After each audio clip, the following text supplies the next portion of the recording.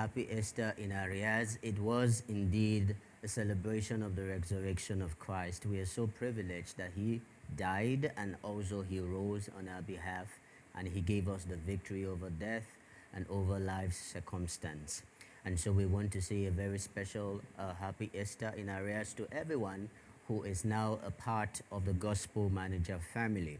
We trust you had a great week and also a great Easter celebration. For us in the honor world, it is a week of quality representation with a scriptural reference to 1 Samuel 18 and verse 5. And God's servant gave us a guiding quote for the week. He said, "Great representation commands ambassadorial values." We are about to wrap up the week of our quality representation, and we know indeed God showed up strong for you, your families, and also in your business, and in numerous ways that we cannot even comprehend. Now is a good time to let your family, your friends, your folks, and your followers on social media know that Gospel Manager is back. Share the link across your social media platforms. Put it on your status and your stories on social media. Let them know that Dr. Maxwell Golden Abe is now live, and they can throw in their questions on the comment section with which you are currently streaming the Gospel Manager from.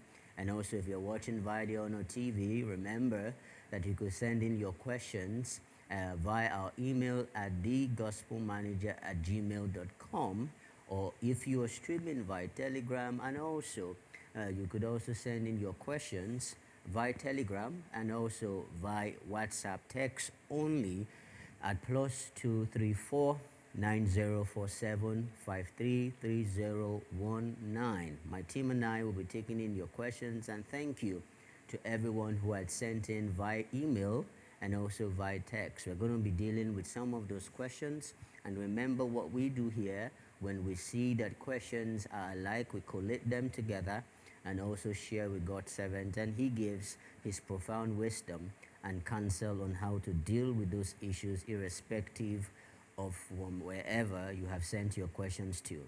I'm not alone in the studio. God's servant is live with me in the studio. I'm going to leave the floor now for him to give his opening remarks and set the course for today's amazing episode. Good morning, Dad, and welcome. Morning. How are you? Fine, thank you, sir. I want to bring us back to three major things that I was trying to review last night, and it kept me awake for a very, very long time. Is availability, valuability, and dependability. And people need to stop being available. They need to be valuable, then dependable. Because if you're dependable, you're reliable. If you are valuable, it means you are trusted. And if you are available, it means you are there. But being there does not create. Being there does not advance. What advances is valuability. What you bring into people's life, into systems. And then you are dependable. The system can trust you. A family can trust you. Life can trust you. People can trust you. And we live in a very poor generation now. Advanced in technology, but poor in human relationship. So we are losing dependability and valuability. But we are having so much of availability. People are too available to us. If you turn left, there's somebody. You turn right, there's somebody. But people are not valuable. And people are not also dependable. So I want to start by saying that whatever we do in life, we should have these two factors working for us. Because the records of our past is a product of our future. What we record today is what we play up front in the future. I pray this will help somebody who's listening. Thank you so much, sir. Remember, dependability, valuability, and availability. Those three thoughts God's servant has shared with us in the light this morning. Now we'll kick up on the state of the nation. We had couple of questions sent via email and some via text message via WhatsApp about the state of our nation, especially as regards our political climate. It is of the assertion of some of the people who have sent in their question that the party of the day is trying to make Nigeria a one state and a one party system. Also, people are of the view that our political climate and gladiators are currently tilting towards the 2027 general elections rather than catering from and for the citizens of Nigeria and giving the dividends of democracy and governance across the length and breadth of our country, Nigeria. So one person wants to ask God's servant, he says, "Good morning, sir. Please, sir, what is your view on the current political tension in our country? At first, we've had a lot of decamps in previous years, and it's getting even worse as many of our PDP governors are now tweeting towards and decamping towards the All Progressive Congress political party. Recently was Delta. We are hearing rumors about Akwa Ibom, and also states like Oyo are likely to follow in the coming days. And listening to Channels Television yesterday, we got to see that the governor Abdullahi Sule is insisting that more governors are also going to come in, and the party is large enough to accommodate them. Sir, what are your thoughts about these current happenings, and what do you think is the issue that has warranted all this menace in our political system, and what is the way forward in your own view? Interest and motive. Where there is so much interest and motive, the things you see is what you're going to see. It takes a lot of. Let me try to.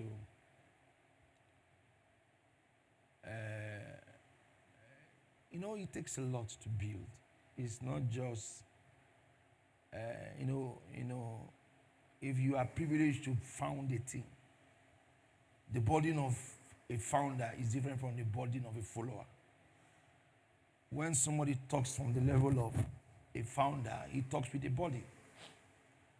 The person who speaks from the level of a follower, he talks with pain.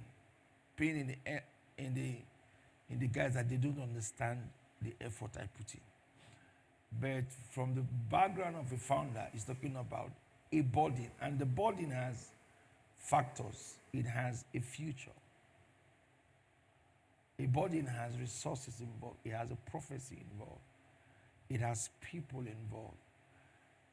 It has a lot of ingredients tied to a body. And that is why when you hear followers speak, they speak for their self-interest.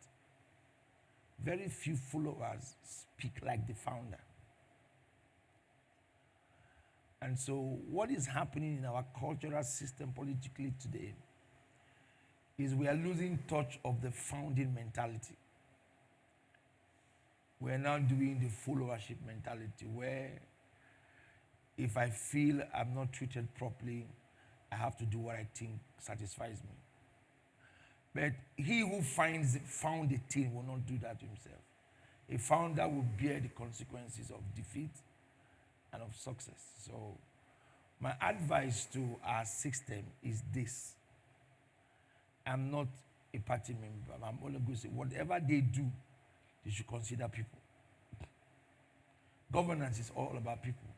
So whatever the interest and motive is, it should be tied to people.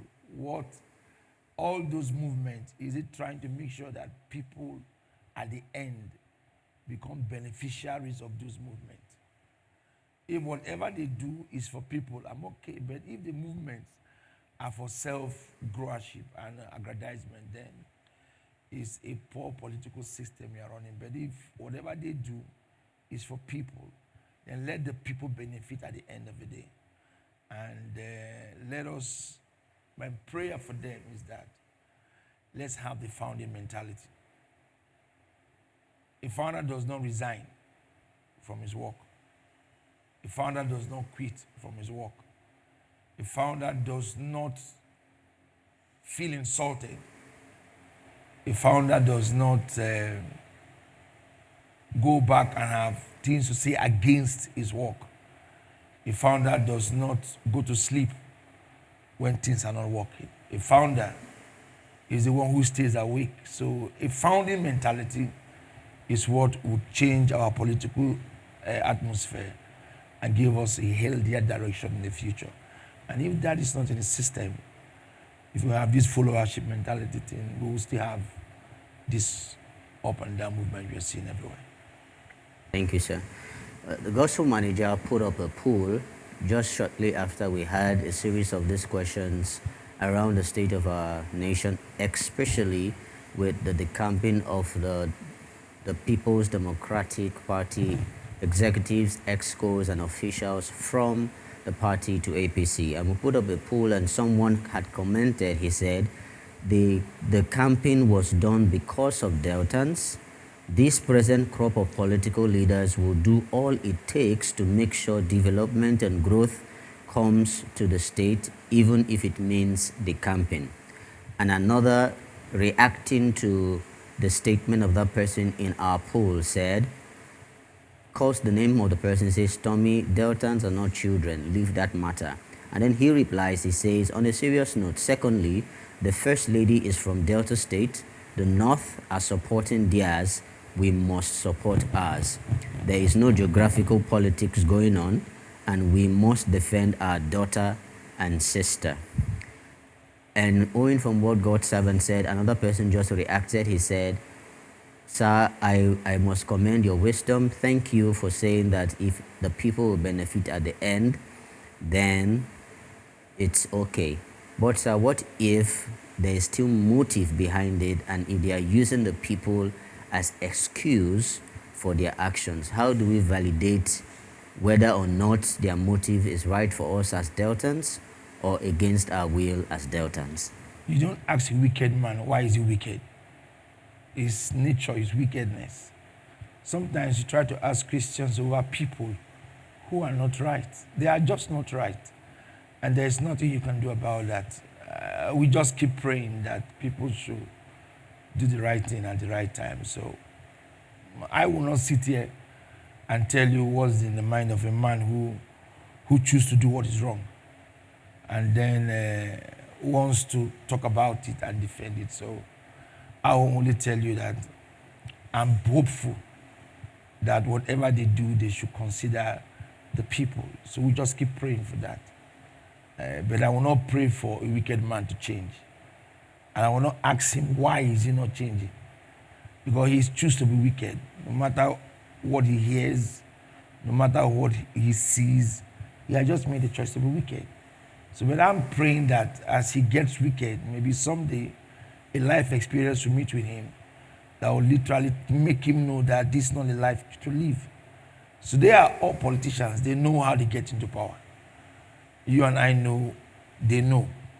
And they know where their interest lies. They know what motive is all about. So they also understand that the legacy they keep is more important than today's breakfast. So make a choice to build for the future or to build for today. Is the decision you have to take. To choose the pain of today, then to choose the rest of tomorrow, or the rest of today and the pain of tomorrow. It's still a decision we have to take ourselves. So I pray that they understand that it's not just going to a party, but it's building a system that will affect lives. That's what I pray they understand. Thank you so much, sir. Okay, so moving on, we take this question. He says, good morning, sir. Thank you, Dr. Maxwell, for your efforts and input towards making the society and the world at large a better place via your contributions. We love you, sir. Please, sir, what do you do in a situation where you hear very negative and unbearable things about yourself from someone or people you trust in the same working or habitual environment with undeniable proof of what they said? How do you keep relating and coexisting with these people in the same environment, especially because you obviously can't avoid seeing them by reason of being in the same working or habitual environment? Please What do you advise, sir? We must, I have been around for a while, and then, this thing about self-validation, people's approval, makes people do a lot of things. So, and I work to myself early enough that I don't need anybody's approval to do what is right. I was reading the Bible this morning. I got to one place, Solomon said, don't have respect or judgment for a man who is wrong. He even said that it is wrong to even have diplomacy for a man who is doing what is wrong. And I'm going to express that tomorrow on Sunday in church. So if you stay in a place where people misjudge you, don't misjudge yourself. You are the actor of your life. Proving a point simply means you are giving people the energy to judge you. I don't prove points in people. I don't prove a point to people. That's why if I speak to you now, you are angry, I can still speak to you again with the same tone I used that is making you angry. And I've always said there's one decision people will take. Some people think consolation is weakness. No. If somebody speaks to you to change the decision you took, it's because the person sees something you don't see about yourself. It's not because you are useful. Because the person sees a future better than you don't see about yourself. So it's for you to understand that life is a prophecy. And live your life as a prophecy. Stop this validation about people. That's why people do all the things they do. So when you see yourself as a prophecy, you will live your life like a prophecy. And you will reduce the interest of people, the actions of people towards you. How will you live in a society where they tell that your mother was impregnated by the Holy Spirit? Jesus lived like that in a society. His message was not accepted. They were literally mocking him anytime he preaches. But he kept saying the same thing. So you must understand that you live a life of prophecy and live your prophecy. Stay in that environment and teach people how to live life.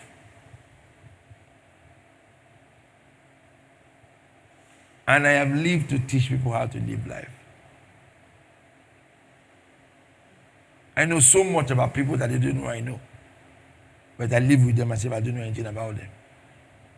But you must learn how to live life. And it is learning how to live life that makes you live well. So first, understand your prophecy and use that prophecy and live your life. You will not explain. Explanation means you are in a problem. Stop explaining yourself. Live the life that is right, that connects to God and the Bible. And every other thing is not your problem. Justify yourself by scriptures. And every other thing anybody is doing is not necessary. It's not necessary.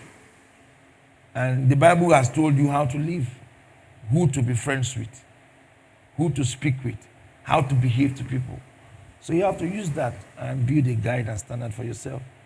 But saying that you can't live there, no. The wicked man has a wife. The witch has children. He kills other people's own. But how is he not clean his own? The lion who is an enemy to other animals has a family. He doesn't eat his children. He does not eat his wife. So you must understand that an environment does not define how you live. You define how to live in an environment. People tend to talk about people in a place because they are low-minded people. When you go to a place, you live your life influencing a system. Not the system literally corrupting your life. It simply means you are not mature enough to lead your life. Because you will be in an environment where they are against what you stand for. Will you give in to it because they are against what you stand for? Nelson Mandela today, how did he become Nelson Mandela? He stood for what he believed. So stand for what is right. Do what is right. Check your conscience. As long as you're not doing what is wrong, always do what is right. And don't explain when you are right. Even when you are misjudged, Don't explain. When you try to explain, it means you are wrong. Don't defend when you are right. You only try to explain when you are wrong. An explanation simply means you are apologizing for an error. But when you are right, you don't apologize for an error. But when you are wrong, apologize for an error. I made a mistake here, and I'm sorry. And do it with a sense of humility that you are sorry. But saying that you're going to give up because of people are misjudging you, you don't have a prophecy, you don't see a future, and you are not going to succeed in life. Because everybody misjudges us. Even your wife or husband or kids will misjudge you. Even your wife in the house will misjudge you. Your children, they will do certain things around you, make as if the vision you are running is useless. Even your sisters will do the same to you, your brothers. So why are you personalizing it? People will do those things to you. Jesus had the same crisis. Abraham had, Joseph had. Everybody we talk about in scriptures had the same problem. Joseph was misjudged. Jesus was misjudged. Abraham was misjudged. But they are successful because they understood that life has to be progressed through prophecy. You see the end, you don't see the beginning. That this will help. Yes, sir. I pray I have the right words to put this question together, but hearing what you had said and from what this person had asked, it's even more painful when you hear things said about you from people who you felt were in the same brotherhood and probably in the same vision. And you get to see that these people are even very as ungrateful as you even thought. I think these people are ungrateful because no matter what it is you have done for them, and when you make statements that, so even after I did this for you, you still did this, they may make statements like, so because you did this, you expect me to do this, or if you didn't do it, someone else would have done it for me. And some of them will not even say thank you at all, even when you correct them for an error they are doing now. But then when you hear what they say about you, you just be so dumbfounded.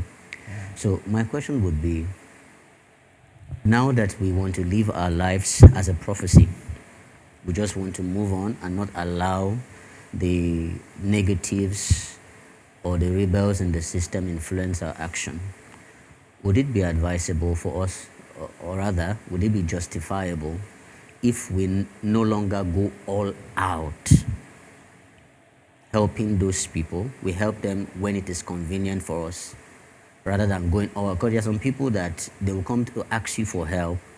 You may not have it, and you will not want to tell them you don't have, because you believe that they are in the same brotherhood, in the same vision. So in order for them not to be discouraged, you can go out of your way to even ask money from someone else to meet their needs without telling them. So would it be justifiable if when I have, you ask me, I give you, and when I don't have, you ask me, I don't give you? I don't go all out anymore. Would that be justifiable? I have I've been a leader for a while. I've been a leader at 19, and I've gone through all phases of life. All. And I'm going to use two scenarios here. There are two ladies I met. They went to school around here. One did her thesis in school and recommended me as the best gift in her life, and bought the thesis and handed it over to me. And the other one did not show any sign that I played a part in her, rather distributed the resources and everything to her parents. Everything as if I never played a part in her life. I wasn't offended. You know why I'm not offended? You know why I'm not bothered? It's because you must understand one thing about life. As long as you're not in people's mind, don't bother about the actions. I'm not in your mind. But the reasons why I did what I did, because life brought two of us together. And I'm in a place to do what I did for you. Now your actions, will make me not look at the next person. And I'm trying not to shut my eyes away from the next person.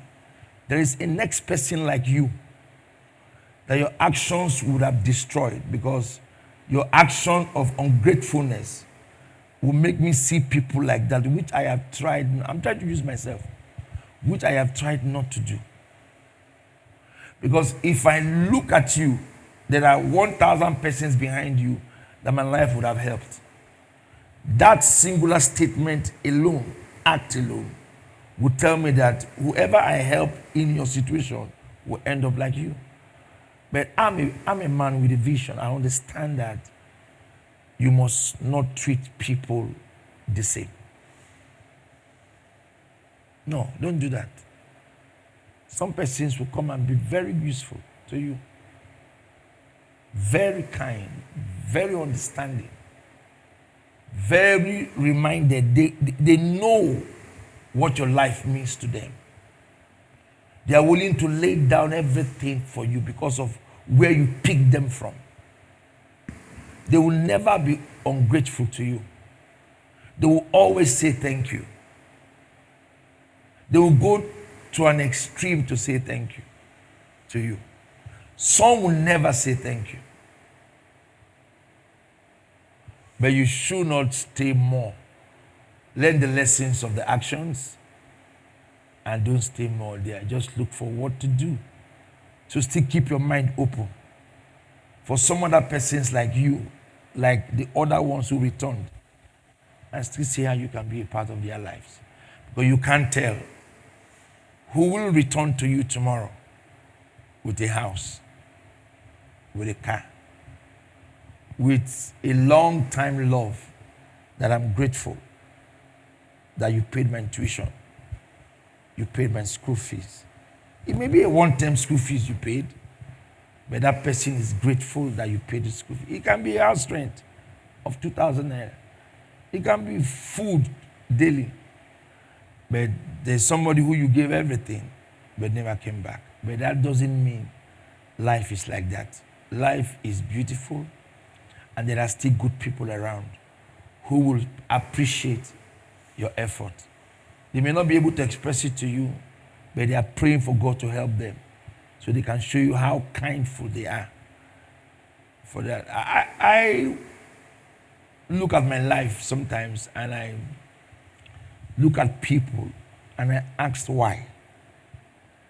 And the answer is very simple. Man is man.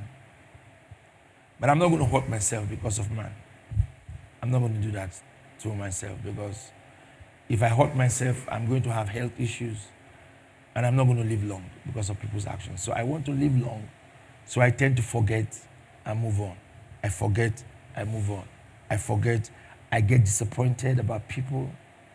I'm shocked, but I receive the shock. I still have to move on.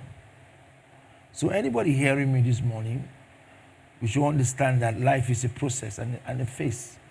So when you get to a phase, look for what to do to come out of it. Don't stay there.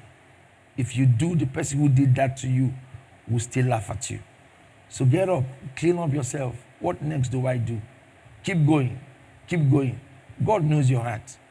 And one day that thing in your heart will surely come to the fold, and he will take the glory at the end. But don't stay bothered and wicked. You will hurt yourself more.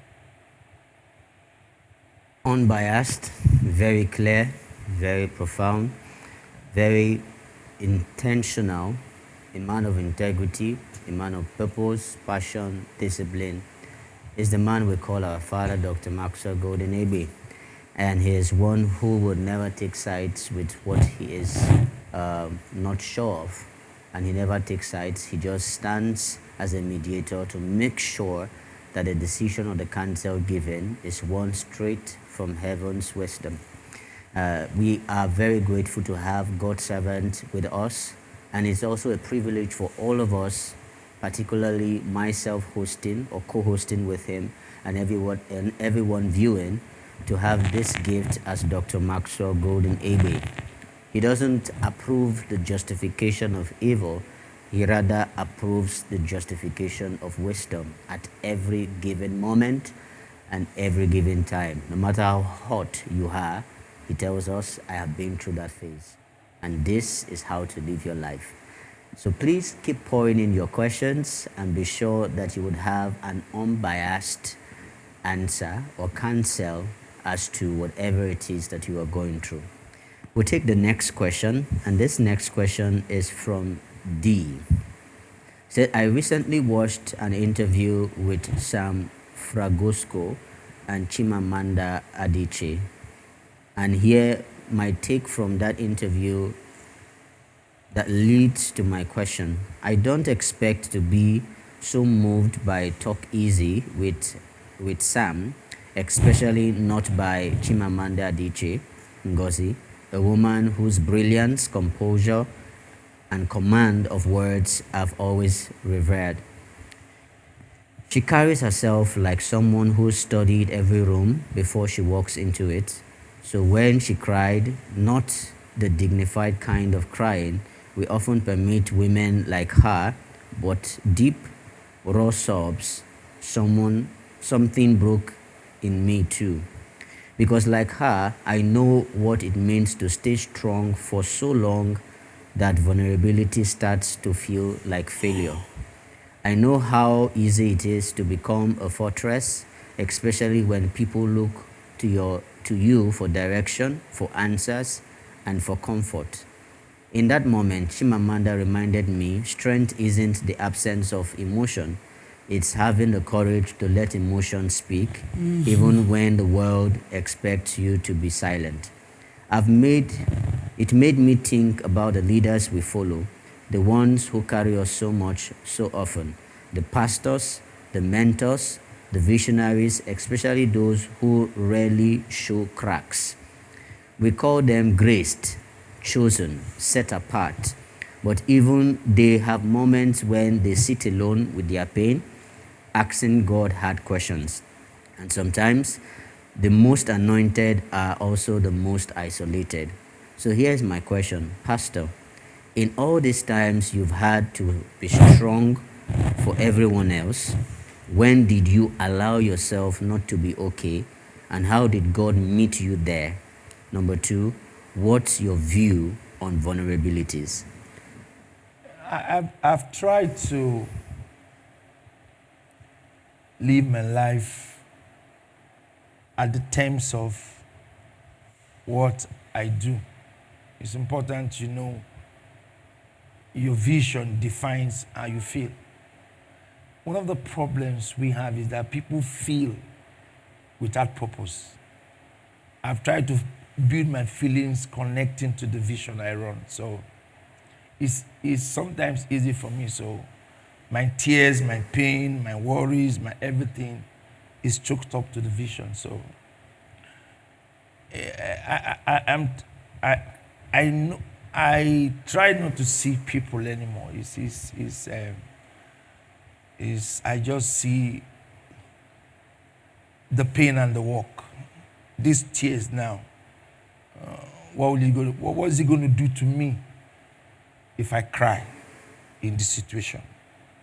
So to me and the work, if I give myself to this act, what would the act produce to the work? So it's more of me now.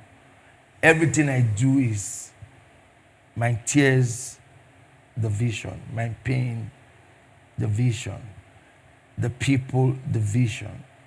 And that is why I know so much about people. They don't know I know. And that's why if I delegate things to you, I am 1 times ahead of you. There are things I send people to do. They give me the reports.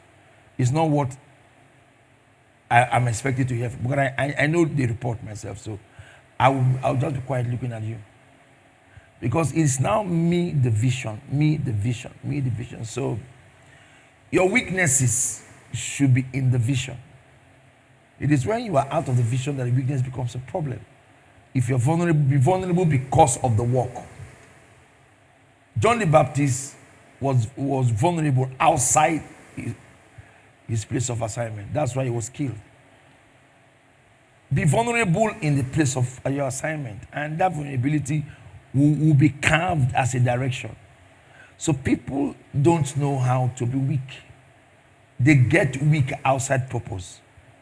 You are angry because you are not respected.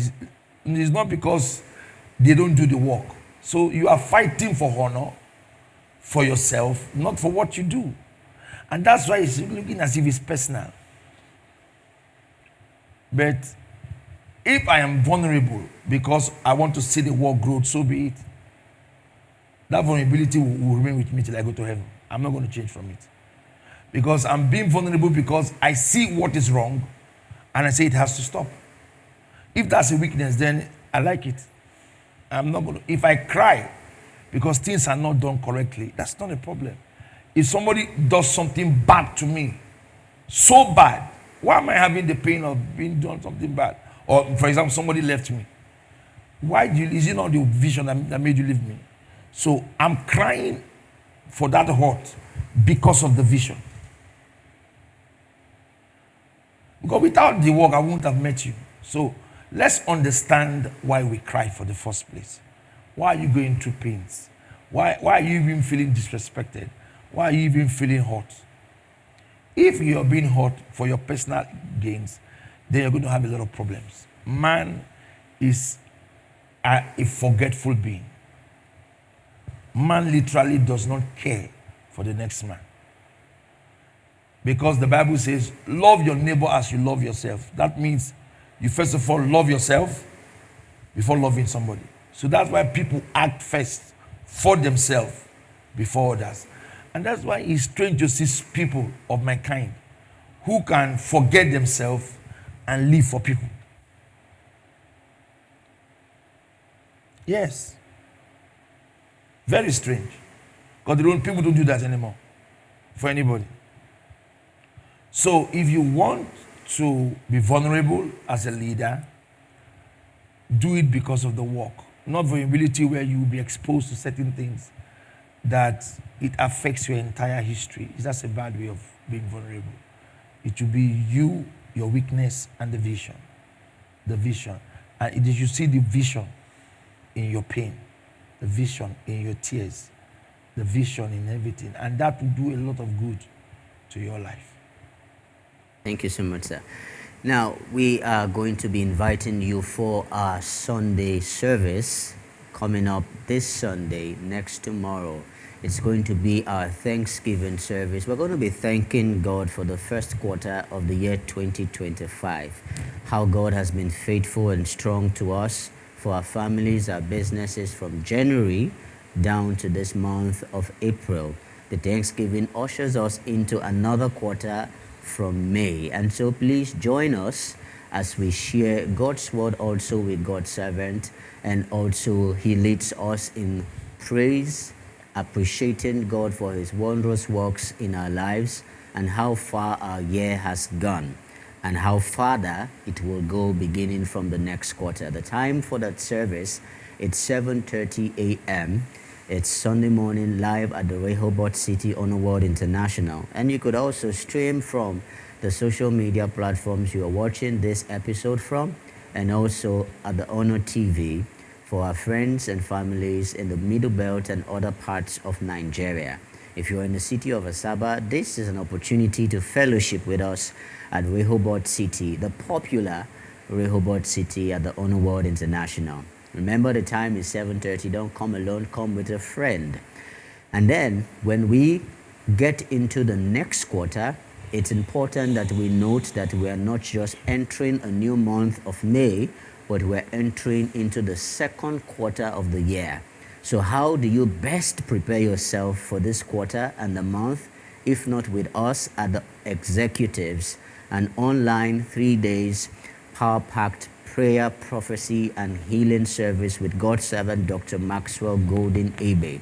It starts from Thursday, the 1st of May, through Saturday, the 3rd of May, all in the Rehoboth City, and also with the social media platforms that you are watching this from. For Thursday and also Friday is 5 p.m. We'll be streaming also, and on Saturday is 7 a.m.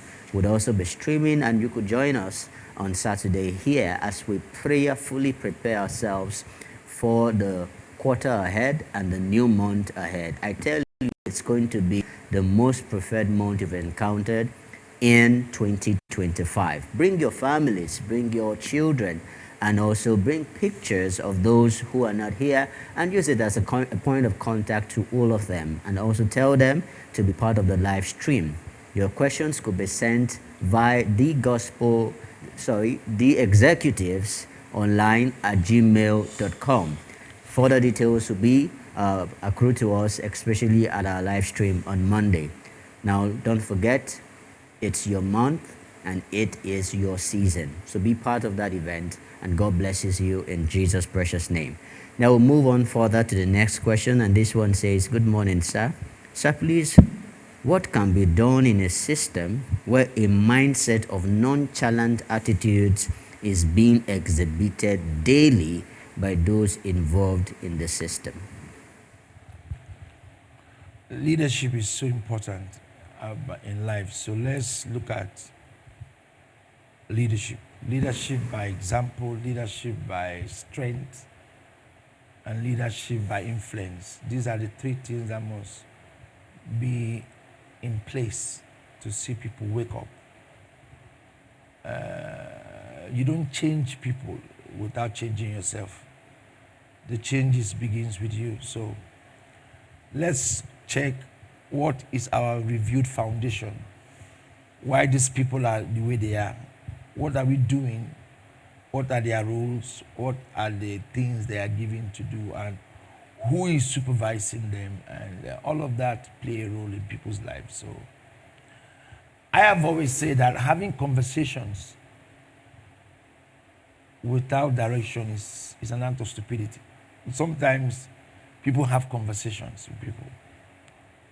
But if I have conversations with you, the essence of it is to solve a problem. And if I talk with you one, twice, and there's no change, it simply means this person needs instructions, not conversations. So because they are progressives, conversation, instructions, then if it's not working, instruction, then there has to be a command. You must understand how you progress these things. So it's the progression that will bring out the best out of people. So when you don't know when to have conversations, when to give instructions, when to give commands, then when to now place verdicts, then you won't get anything out of people. You know, people think anger is because you want to be abusive. No. Anger is the height of change. You know, this anger is the height of change. When you want to change something that you need to change it, then you have to show that expression to change it. To anybody who wants to make sure that thing does not work. And that's a leader's job. Yeah, anger is not abusive. You know, anytime people just feel anger is, it's when a man lives an angry life.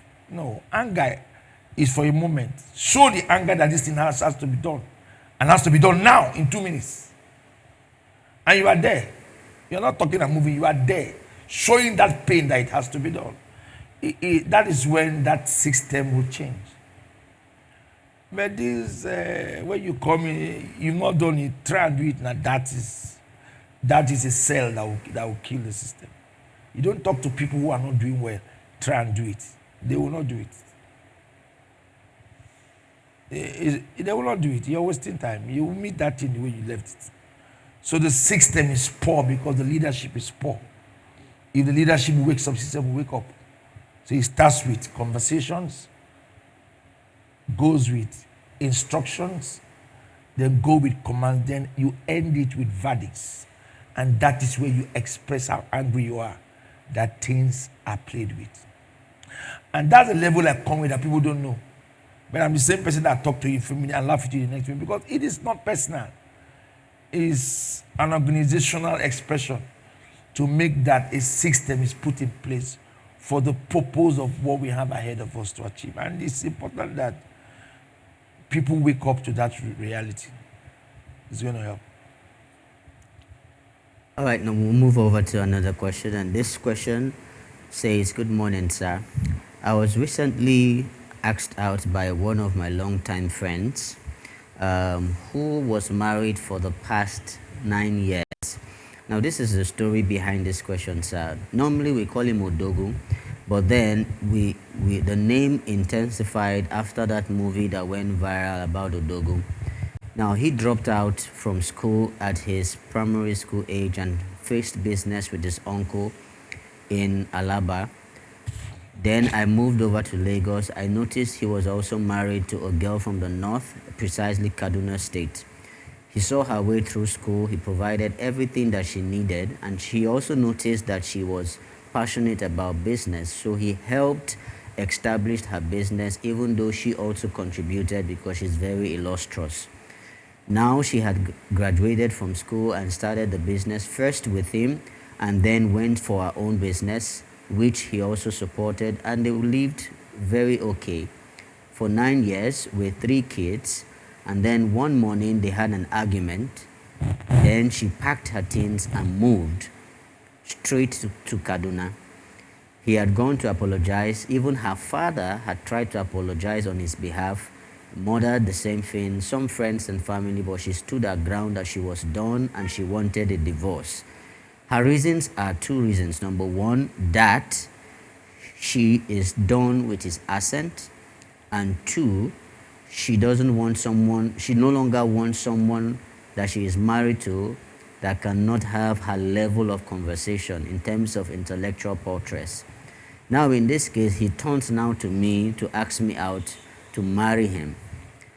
I have no issue about that at all, even though I know I cannot get married to him, but I don't also want to make him feel bad. This has nothing to do with pitying him and accepting, but I just want to put it out to you, sir, as I was told to bring it here by the host. He says, sir, in this situation, what can be done?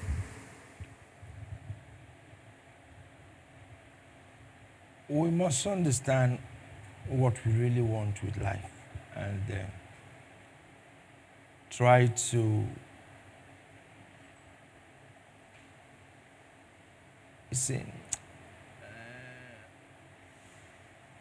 this thing about man and woman relationship is becoming so troubling, and I want to try to add my thoughts to it, not really because of the question asked. When you stay in an environment or you meet people, try and build relationships that will be remembered in the future. Whether it ended in marriage or it ended in somehow in a friendship. But try and build relationships that will teach you. Because if you are learning from people, there are certain demands you won't ask for. The word grown into a conversation is somebody defining a class of personality around his life. But you see, when you understand the build-up of relationships about people, you will look that quality is in a person and check what that quality needs to bring to your life. That is what I call being compact as fellows together. Some persons don't need to speak good, but they have a healthy way of life. They are not hurtful. They are not troubling. They understand. They are sensible. They are sensitive. Some persons are not sensible. They are not sensitive. Their body culture is poor.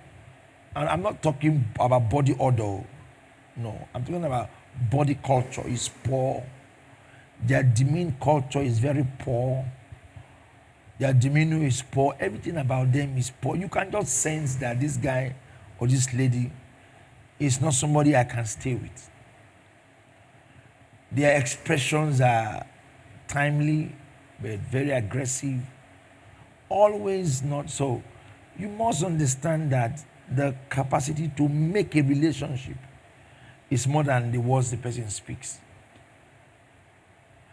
You have to go through the refining processing of trying to know people, know their hearts, Know their mind. When you know people's heart and people's mind and how people think, then you can now decide if you will marry them. How the person thinks. Set back a marriage is the way people think. Because that's what affects your tongue. How people think. If you don't know how a person thinks, don't marry the person. The words coming out of the mouth is secondary. Out of the abundance of the heart, out of the abundance of the thought of a man, then the mouth speaks. So if she wants to settle there, let her reprogram back. How does he think? Not how does he speak. No, what class does he have? No. How does he think? As a man thinketh in his heart. So for me to marry you is how you think, not how you look. Let's kill all of that. That's why people have a lot of problems in marriage. They married looks, they married education, they married money, they married speech. They didn't marry how the person thinks. Some people are children in marriage. Some people are native doctors in marriage. Some people are lawyers. They didn't go to school, but they are lawyers in marriage. They think straight. They are not flexible. You can bend them. They are arguable. They are argumentative. They just don't think right. So when you want to get married, don't look at conversations. Please look at how the person thinks. And that's what affects behavior and speech. If the person thinks healthy, then it will lead to a relationship of peace for a very long time. So she needs to look at that again. Stop the picture of how he speaks. How does he think? Then she can define from there. Thank you so much, sir. All right, this question is saying, good morning, sir. Sir, the current girl who I am in a relationship with was in several toxic relationships, and it took me a while before I was able to win her heart. And now we are tweeting and preparing towards marriage in December.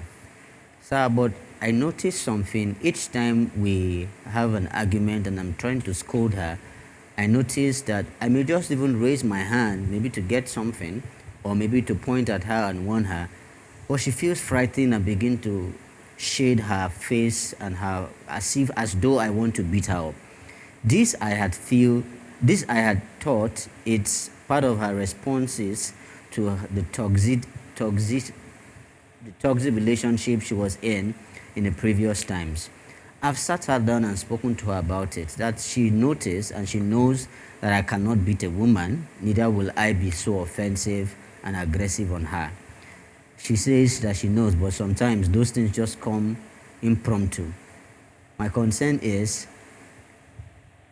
also it plays outside with other people. So how can I help her to get her sanity back? Because it seems this has become a habit to her. That once you scold her and you want to even to pass her, she begins to feel as though you want to beat her. How can this be stopped? Life is very manipulative, and let's be careful. People's event can become people's standard. See, that event in that girl's life is becoming a standard for her. And now it will become a weakness for that relationship, because the boy now won't be able to shout or scold because it's a past that has built a pattern. He needs to scold. He needs to rebuke when there's a need for it. But the only way to clean the girl from there is to always let her know that certain things are not supposed to be this way. A continual reminder, this is not, I will not buy into. You see, manipulation is not meaning you have to lie. People, the word manipulation, they think is lying. No. You can manipulate me by saying the truth. Let me explain. You came to me and used something I know about you to trap me. You're manipulating me so I can feel I am wrong. You understand what I'm saying? That's manipulation. Sometimes it's people's experiences that people use to manipulate people. So you shouldn't allow that manipulation. Help her out of it by standing on your ground that this has to stop. I am not beating you, but I will correct you. You understand? I'm not touching you. I'm not beating you, but you have to be corrected. It's like a child who cries all the time. And when the child knows you want to beat, he starts crying and you stop. No, now, beat the child, whether he's crying or not. The child now knows that is where he's manipulating you from. Don't allow the manipulation to play itself. When that child knows that you're going to still hit, that child will not even cry anymore. So let him know that he is the only point that will stop that. And the stopping is for him to keep talking the way he's talking. And one day she will get used to the system that this guy is not beating me. He lost me and he's trying to correct me. So if she can build a pattern from her past, she should also build a pattern from this present act and grow with it. Yeah. Yes, sir. Thank you so much, sir. Now, to get more of these teachings on relationship and how to help people with patterns, change the patterns into something that is worth the while, then be part of the May edition of our wine conference with God's servant to be talking on the Jesus Dream for Youth and Singles is on the 18th of May 2025. The time is 7:30 a.m. So if you're in a relationship with someone, you intend to be in a relationship and you just need counsel on how to go about it, be part of that service as God's servant will be teaching us God's word and principles on how to govern our relationships, whether you are in one or intend to be in one later in the year or later in the month or in the coming months itself. So be part of that service. Remember, it's Sunday the 18th of May 2025. It's the third Sunday of the month of May and it's the Jesus Dream for Youth and Singles. So we'll be wrapping up today's episode as we will be calling God's servant to give us his concluding remarks and bless us for this beautiful and wonderful weekend. I want to continue from where I stopped. Notice manipulators. Because it's everywhere now. People are manipulating a lot of people today. Wives to husband, husbands to wife, children to parents, parents to children, bosses to workers, workers to sheep to shepherds, shepherds to sheep. Manipulation. And as I said earlier, it's not all about lying. Sometimes it's the truth that is being expressed to gain your attention wrongly. So you can't correct again.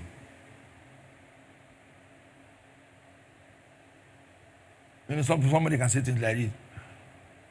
When the person is wrong, when the other person did it, why did you correct the person? That's manipulation. I'm correcting you. Leave the person who did it that I didn't correct. I'm correcting you.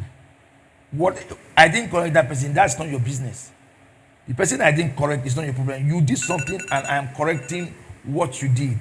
So trying to refer me to who I didn't correct is manipulation. It is you that I am correcting for what you did wrong. Oh, somebody left me because I corrected him. Now you now start misbehaving. So that I will correct you. If you want to leave, leave. Are you getting what I'm saying? I will correct you. If you want to leave, leave.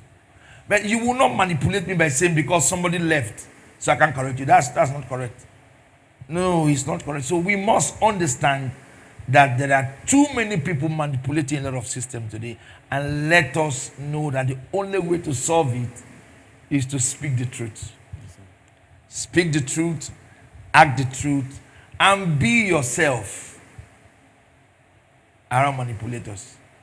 They will always want to use an event against you, particularly leaders. Leaders. If you allow them, they will do all kinds of things to subject your strength, your will, and your passion.